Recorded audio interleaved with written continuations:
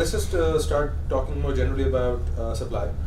So you have some really interesting work which sort of documents the public versus private divide, and where some of the supply of inputs to private schools comes from. Can you speak to that a bit? Yeah, so this was one of the biggest revelations, right? So I think this is at this point, right? I mean, I think it might be as if in the spirit that this is a conversation, is to bring in this issue of doing field-based research. I think that reality in Pakistan is much more complicated.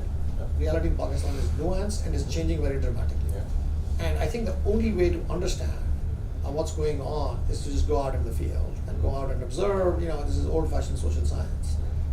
And I think that what I've found is that all my trips that I've traveled now in Pakistan, I've traveled extensively and I make it a point to do it all the time. It's becoming harder because I'm becoming busier and have other responsibilities.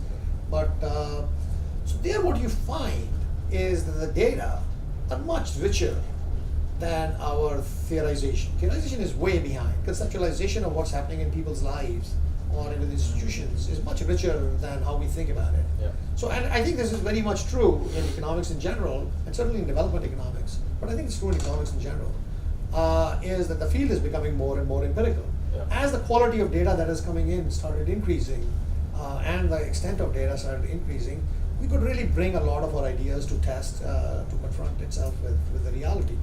Now in development, data used to be not all that great. But Pakistan, let me give a plug to the FBS. I mean, they did. I mean, they are the unsung soldiers of Pakistan. I mean, they've collected a lot of information. I mean, I just used PSLM in my research methods class here the other day. In development, what started happening is, I think it was a real revolution, which is that first, the idea of surveys and large-scale surveys really came on. Angus Deaton won the Nobel Prize. He was the advisor to the LSMS, which I think was very very important. But then more than that, what happened is people started collecting their own data. Yeah. So my co-author Asim, I mean, in his PhD work, right? I mean, he spent a whole year in Kyrgyzstan collecting data. I mean, that was unheard of in my generation. Yeah. That a graduate student would actually go out and collect their own data, do their own survey, and run their own regressions and things like that. I think he was in kind of one of the pioneers. And now this is one of the norms of it's one of the rites of passage actually of development economics. So when I started visiting Pakistan and walking around and going with actually NGOs, and so at that time the interesting player was UNICEF. And they were the ones who started talking about the girl child, the rural child, and how to put them in school. So I traveled around Pakistan with some very good NGOs trying to look at what they were doing. And almost everybody, the storyline at that point was that people in Pakistan are rural. They were bound by tradition, either tribal or feudal or religious, and that was one of the big hurdles towards sending the girls to school. Yeah. And UNICEF said that, listen, what we are doing is, and that if there is a girl that is local, then things change. Yeah. So I took that point and started looking at it, and it became then very clear that the key issue was the availability of local teachers. So I expanded on that point and started to think about it. And lo and behold, what it turns out is the thing that was striking in this landscape in Pakistan was that there had started a spontaneous, and I would call it an indigenous, kind of a private school movement. So there were lots and lots of people. That was getting triggered by, at least for girls' schools, by the existence of a secondary school for girls that was government provided. The standard narrative around private schools was that these private schools are coming up, and I think that there's truth to that. Private schools are coming up because the government sector is so bad, and people weren't finding. But the interesting thing was, the government sector, was bad in a lot of places, but only some places the private schools had emerged, and it wasn't rich. So one of the things we found is, essentially that what predicted whether a village had a private school or not, whether there was a pool of educated women who could serve as teachers. And the pool of educated women is very interesting because it worked together with one of our big cultural constraints. And cultural constraints work in kind of strange ways. Right? In economics, we talk about unintended consequences. So this is unintended consequences of cultural constraint, which I think is a very interesting question. And there the cultural constraint was that there was women were largely lacked mobility across villages. So what happened is that, these pools of educated women were really pockets. And so now the question is, where did these educated women come from? And so we tracked it back to the 6th 5-year plan. And we looked at the villages, or Pramar circles, or like a cluster in some ways, that villages that actually had received secondary schools a generation ago were precisely where these private schools were emerging. So that was one of our papers on students today, teachers tomorrow. So the issue was, it wasn't so much the demand side that was driving it. It was the supply side. And what that did is created an opportunity to develop a low-cost private school model. So let me just restate that, in other words, which is, you're essentially saying in that work that there is demand everywhere, but that there is a lack of supply by virtue of there not being teachers available in some places. In other places, the existence of a secondary school for girls has allowed there are young women who've been trained in these schools that are now ready to be teachers for primary schools. And so essentially, the existence of a secondary government school for women has seeded has created the environment for primary private schools. I think that's very true. I just add a little bit, which is, it's not that demand is everywhere, right? Demand has to be aggregated. And so the question is that this phenomenon is occurring in large villages, right? So in smaller villages, you just don't have the critical mass, either of kids or this. So what you're seeing is, people talk about the rural-urban divide, but what you're also seeing is another divide, which is within rural, right? And the large villages. So I think that to me is a very interesting phenomenon, right? What I would call the rural middle class, right? Which is that these people are, I think the aspirations were in most places, but whether you have, how do you act on those aspirations? And I think in some villages it became possible to act on those aspirations, and I think that's and that those are larger villages and so on. And by the way, talking about madrasas, we have Jishnu, Asim, and I, we have a paper and a book chapter, and I drew a nice graph, which is so what's the predictor rural? Okay, what's the predictor whether a village has a madrasa, whether it has a private school? Madrasas, so the standard story was, this is all over the world.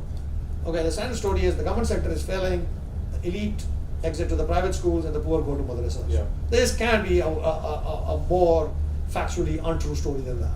That's everybody believes it. Right? From the New York Times to the Washington Post to Hillary Clinton to Pakistani themselves. And the reality is that the largest number of the private schools is low cost. By the way, it's changing now, because I think urbanization in Pakistan, or urbanization of the rural areas in Pakistan, is a phenomenon that is bringing us to a different framework. I've been traveling now a lot in Pakistan, and we've been doing much more work on private schools since then. So I think that the original story is now, there's another shift happening in Pakistan, which hopefully we'll be able to document in time. The reality is that madrasas, neither private schools nor madrasas actually go to the poorest villages or the smallest villages. They just, and for private schools, it's obvious. There's no demand, there's no supply of teachers, and so on. But neither do the madrasas. But on the other hand, what happens is that village size becomes larger, and the village becomes a little bit more better in terms of socioeconomic status. So let's say you measure it by the quality of construction in the census. That's what I did. The private school slope is just like this. I mean, the private schools just increase very dramatically, or the likelihood of a private school in a village, as the village becomes a little bit richer, but not the madrasa. So it's just a little flat thing. You reported on madrasas in 2005, and you said it comprises less than 1% of schools in Pakistan, I believe. Have you looked at the numbers? Enrollment. Have you looked at the numbers since, and has it changed much? Yeah, and I mean, to me, we did the madrasa study, because every time we would present our results on education, the question, especially the Western audience, the question was all about madrasas. I remember giving a talk at Pakistan Embassy in Washington with all the think tanks in Washington. And I gave a talk, And the title was Leaves, right? Learning and Education in Punjab, man. I mean, it's in the title. Yeah. And every single question I got was on FATA. Saying, guys, come on. Yeah. Right? I mean, FATA is this small belt. Punjab is probably like 200 times the population of that, or 2,000 times the population. Yeah. So, to me, I don't want to sound clever or anything. The madrasa is not an interesting question.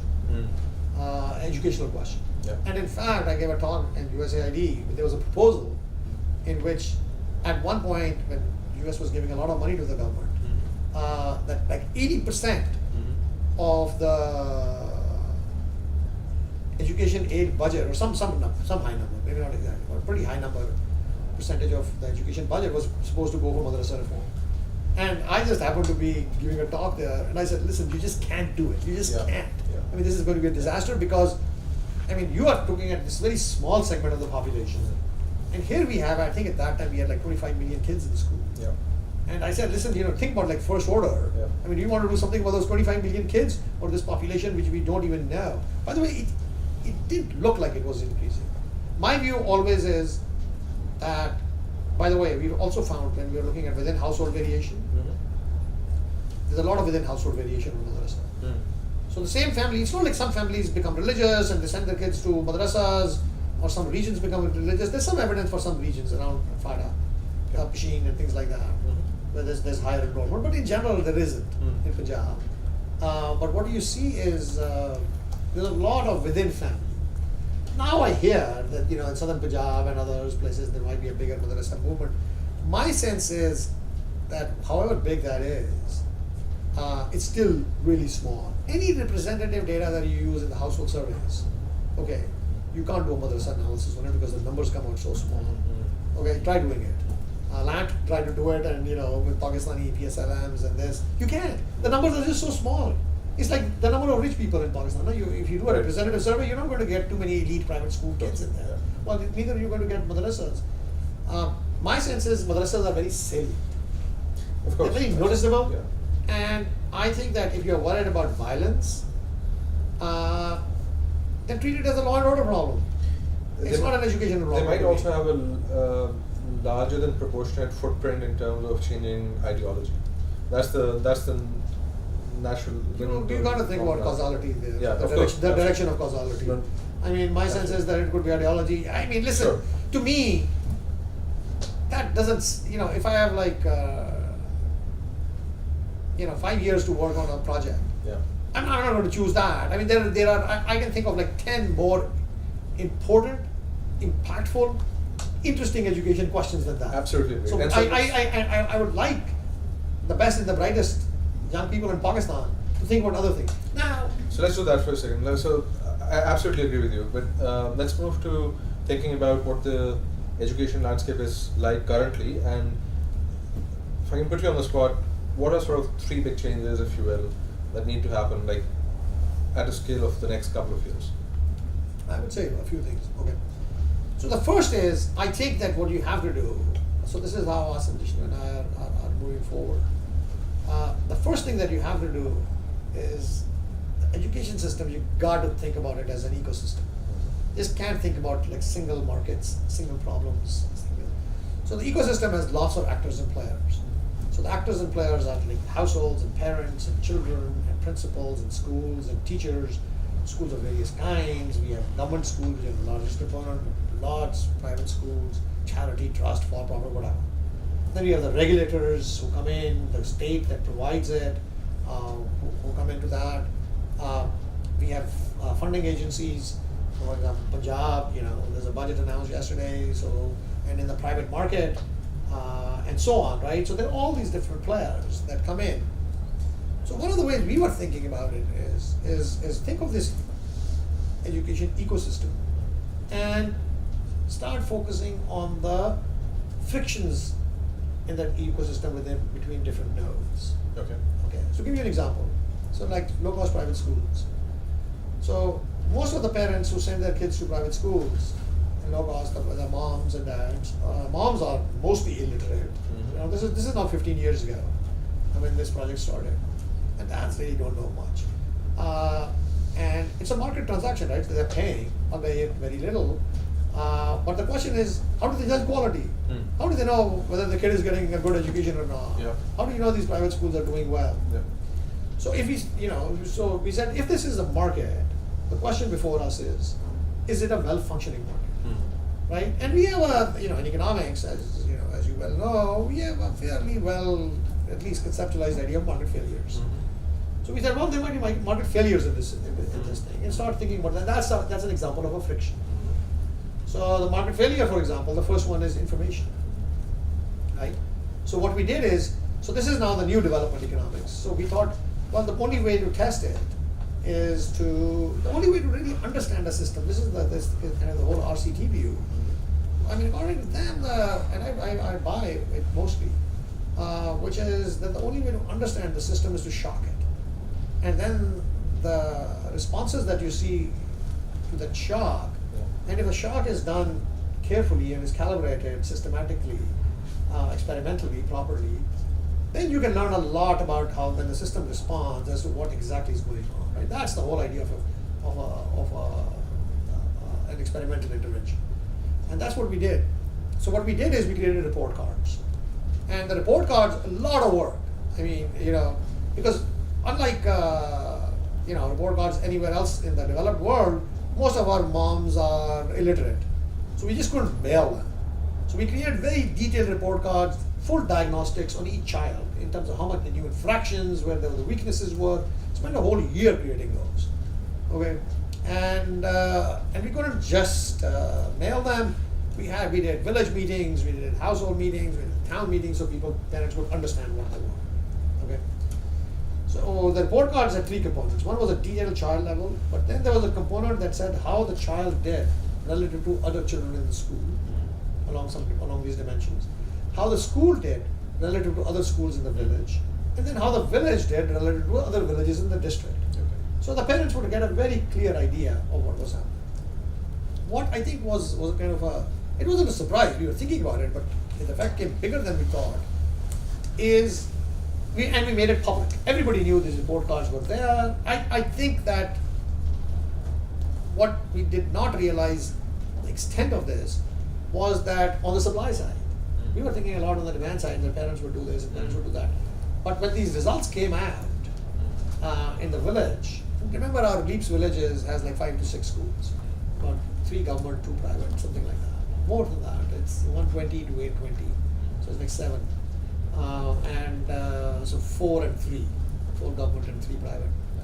It just created a huge movement that people, particularly on people whose schools were not ranked very highly. And what they started doing is, I started getting calls in California saying, hey, you are very unfair. That day my best student wasn't there, the day you tested. And the guys who did well put out big banners. Part of the study was funded by the World Bank. And I remember going to a village in Faisalabad and seeing this huge banner in the middle of the village on top of a school which says, World Bank declares this school #1. Okay. Love that. So we ran this experiment for 3 years, and what we found is it led to great improvements in learning outcomes compared to the controls. We also had a control group. And most of it was coming from schools that were underperforming. So essentially you've created a ranking of schools in the village, that's public. And this is, or not ranking, but at least outcomes. And rating also. Ratings, right. Rating and ranking. Right. So ranking would be just order 1, 2, 3, and rating would be how about the quality, exactly. Lots of detail. Got it. And did you sort of revise this over time, or was this a one-shot collection of their quality? Because I have a similar study, and we did do a one-shot collection of quality. And the big question that we haven't answered is, well, do they respond and then? No, we did multiple tests. Okay. The big burst was at the beginning, but then we made report cards in the second year also.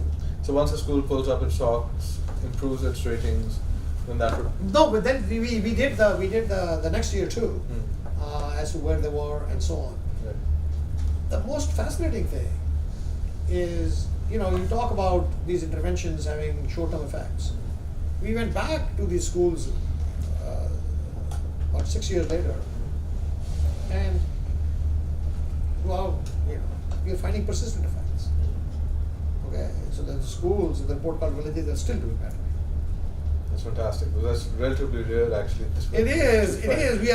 We are working still on it as to how to understand it.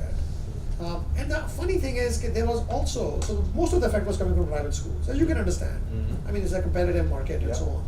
But there is some effect in government schools too. And that's actually the most fascinating thing about that study, to my mind, because you've got you'd expect the public school to be insulated from competitive pressure.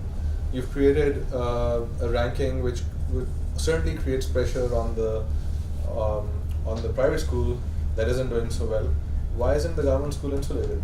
Do you have any? Would you speculate on why that? You know, in the paper, we thought that would really require another study.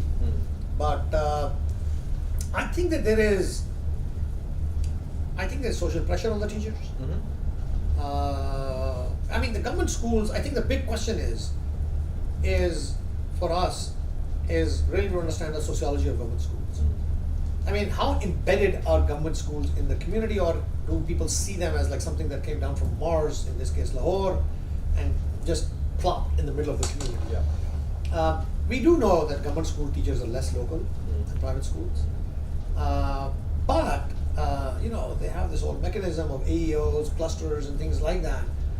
Right. I think the sense of ownership of communities and villages of government schools, I think is something we need to understand a lot more. I mean, some people tell me that in a lot of places, you know, the creation of the government school is really what led to the consolidation of a village with population, you know, in like 50 years ago, 30 years ago. I would expect that. So I think that's something that we really need to understand a bit more.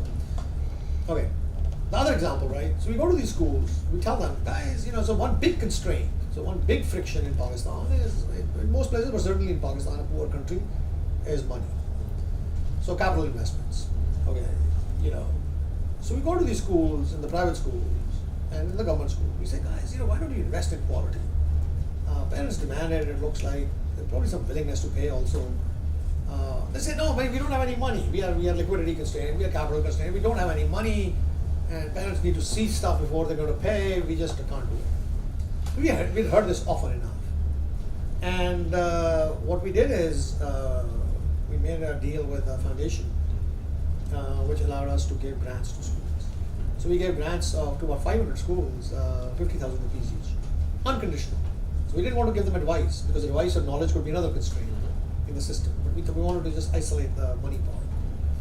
We asked them to write out a business plan. No advice, just tell us what you want to do. And we just gave them the money and see what happens. One thing that I've learned, right, and that's why I'm coming to the sociology of government schools, is in LEAPS, I think one of the big conceptual things that we put forward is the idea of these villages as these localized markets, in terms of labor market for teachers, in terms of a product market for schools, and so on. And so what we did is we wanted to exploit that component of the market structure. So I think we are coming up with this kind of an IO kind of a view of education, which is industrial organization. So in some villages we gave grants to all the private schools, and in some to only one. We wanted to understand the competitive nature of the interaction of these schools, which I think there is, right? That was our prior. We ran it through the system. You know, again, we had three rounds. So everybody, what we call high saturation, low saturation, and then control. Business as usual. And what we saw were very big differences among the two, high saturation and low saturation. In the low saturation village, the school basically starts acting like a monopolist. I mean, he's only interested in increases capacity and gets kids from other schools. Capacity meaning desk, chairs, furniture, things like that. No improvement in test scores. No improvement, no change in fees. But when you give to everybody, it looks like there's a big dynamic. That's what happened in the report card. I went back 10 years later to some villages in Faisalabad, 10 years after the report card. And this is a guy who I gave money to. He was also in a grant sample. It's as random, right? Who gets money? Sure. And the guy says he still remembers the report card days. He says that it just created such a big dynamic in the village in terms of who came first. And I went to that school, and the girl who got the there's a picture of a girl in this guy's office. This is 10 years after, with this guy. And he said, I said, who is she? He said, in your test, she came the first in the village. Interesting. On the grant side, what we find is when there is competition, that's when test score starts increasing. The money is spent a little bit more on getting better quality teachers, and the schools are able to charge higher fees. So it looks like the whole system is up.